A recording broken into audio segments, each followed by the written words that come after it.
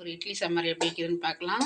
துவரம் பருப்பு போட்டுக்கலாம், 2 துண்டு பெருங்காயம் போட்டுக்கலாம், 4 பூண்டு பல்லும் 10 சின்ன வெங்காயம் போட்டுக்கலாம், 4 பச்சை மிளகாய் கட் பண்ணி வச்சுருக்கேன் அதை போட்டுக்கலாம், 4 கத்திரிக்காய் வெட்டி வச்சுருக்கேன் அதையும் போட்டுக்கலாம், 2 தக்காளியும் முழுசாக போட்டுக்கலாம். வெட்டி போட்டோம்னா பருப்பு சீக்கிரம் வேகாது.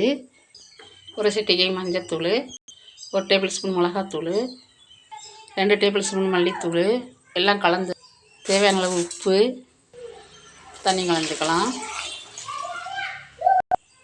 குக்கர் மூடி விசில் விட்டுறலாம்ப்பா, 4 விசில்.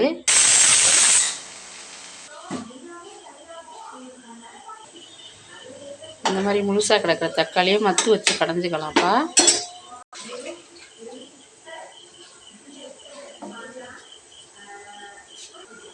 பாருங்கள், நல்லா தக்காளி நல்லா கடைஞ்சிருச்சு. ஏன்னா வெந்திருக்கும் தக்காளியாக, அந்த தக்காளி மேலே வச்சு லைட்டாக இது பண்ணோன்னா கடைஞ்சிக்கிறோம். சொல்ல புளி ஊற்றிக்கலாம்ப்பா. கடவுள் நம்பருக்கு போட்டிருக்கேன் 1 ஸ்பூனு. கடுகு வெடிக்கட்டும், அப்படியே கருவேப்பிலை போட்டுக்கலாம். கடவுள் நம்பருக்கு கருவேப்பிலை நல்லா வெடிச்சிருச்சு. நம்ம வெங்காயம் போட்டுக்கலாம்.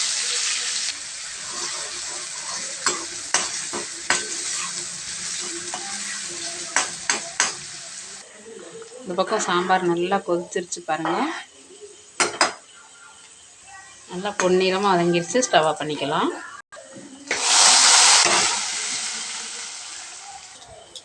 இட்லி சாம்பார் ரெடிப்பா.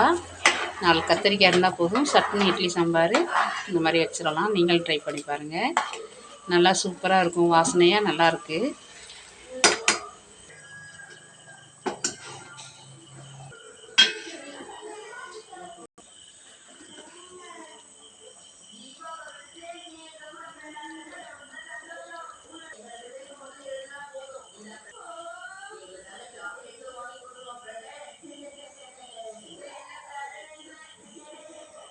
வாங்க சாப்பிட்லாம்.